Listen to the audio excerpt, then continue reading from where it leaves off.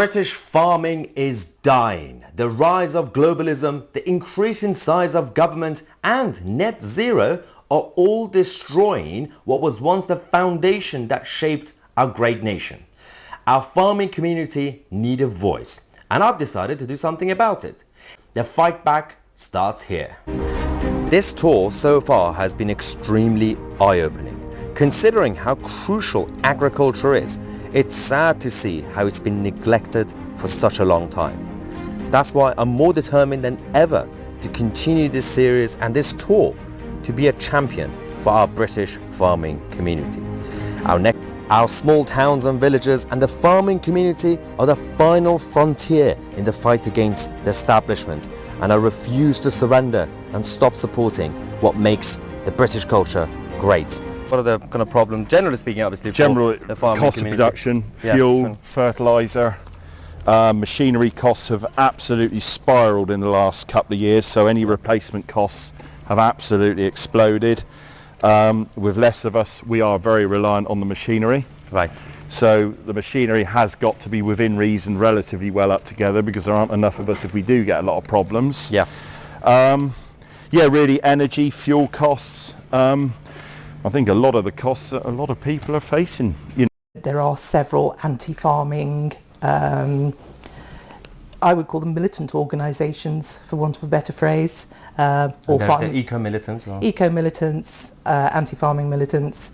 One of our neighbours had drones being flown around their dairy, police informed. It's very, very difficult where you're not only having to navigate through the red tape of governmental process, but you have NGO-sponsored militant organisations that have, without a doubt, received some form of military training as agitators. It reminds us of recently we've discovered the net zero activists and movements behind it. Even on a domestic level, we've found links between them and the Labour Party. On an international level, the people who fund them fund Greta Thunberg, and they fund certain governments like Justin Trudeau. Yep. So it seems like it's a very weird coincidence that they're all behind the same agenda. Isn't it strange that a lot of the foreign aid goes to certain foundations like Open Societies Foundation that also then funds these anti-farming groups, that certain of their members, of course, are beneficiaries from the Stopping Farming because they have alternative products that they want to launch on the market. It's insane. I mean, we've seen what's been happening in the Netherlands. Yes. They're grabbing the land. Farmers are still fighting back. But it's not just there. It's also, there are different problems here, but I think it's going to get there here as well. Yes, they're militating towards it very, very gradually. It's the old adage: if you take a dog and you chain it to a pole on a long chain, the dog will tolerate it. If you remove a link every day and the chain gets shorter and shorter and shorter, eventually the dog can't move, but it will still tolerate it. Yeah. What they're doing is removing every avenue for farming. So we'll only just do this, we'll only just do that. We'll just take away that, we'll just regulate this. You could have your farm but turn it into a solar farm, for example. Yes. Don't have cows. Yes, we'll call it a farm, but you're not allowed to do any farming at all, and food is a definite no-no. It's to destroy agriculture completely. If you destroy agriculture and you control the food supply chain, you can control people. You control the population. Pure and simple, it's control. Yeah, and do you think it's also linked to the other ideas they have, whether it's universal basic income, so that you don't even have to work, you could just make money, but then you'll be dependent on the government? Yes, you're looking, I think, ultimately, and this is a stated WEF objective, of a drone populace that is medicated, paid for, and allowed to do whatever it's dictated you can do. So no farmers, no food, no food, no freedom. It's really quite simple. So the two most frightening phrases, I think, in the world are it's for your safety and the government's here to help you. Yes, I'm here from the government, I'm here to help you. But true is that they are going after a lot of people who have what we will call the Western conservative values. So self-determination, family values, hard work. Absolutely. And one of the main areas that's still left, one of the few areas that's still left that has that culture is the farming community. Absolutely. They have the family values, the local community spirits, and so by crushing that, then just like everybody else in London, who's becoming like robots, everybody is basically becoming like a part of the machine. We're all, when I leave my house in central London, everything's already planned. I leave, Starbucks is there, You get the tube, you tap in your phone. Everything is basically like a routine. Whereas this area, this world is basically such a different world. Is the one area that's kind of unchanged for now. So it's systematized. If you're a farmer, and this is a family farm, it's been in the family for Tim's family for over 100 years. It is a lifestyle choice. It's beyond that. You are a steward of the land. Yeah. Some of this net zero business, these politicians are dreaming up these brilliant ideas about stopping the farming, but I don't know if they think that, well, food just miraculously appears on supermarket shelves and you don't have to grow it or rear it or keep it. They'll starve themselves through their own ignorance, as far as I'm concerned. So. Yeah, the militant eco-activists who, they're not just activists protesting anymore. They are now growing up and they're getting into governments. So what we're seeing in the Netherlands with the farmers, the Dutch farmers, that's it. And obviously even here it's going to come, but the land grabbing, and they're turning farms at best into solar farms. At worst, they're just completely taking over and just build McDonald's and Starbucks on or whatever.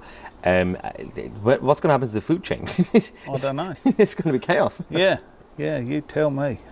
I don't understand. We have the high standards here, for obvious reasons, but why is it that doesn't apply to the foreign food? And that's the European Union does it. The European Union says if you want to deal with us or if you want to join us, you will have to follow our standards. But we can't say it to other countries. I mean, we can't change the country's standards, but we can reject the produce coming from a country that has low standards. Yeah. Or at least make it easier for us to compete with them. Yeah, exactly. We're not trying to destroy regulations. We're not trying to completely destroy standards.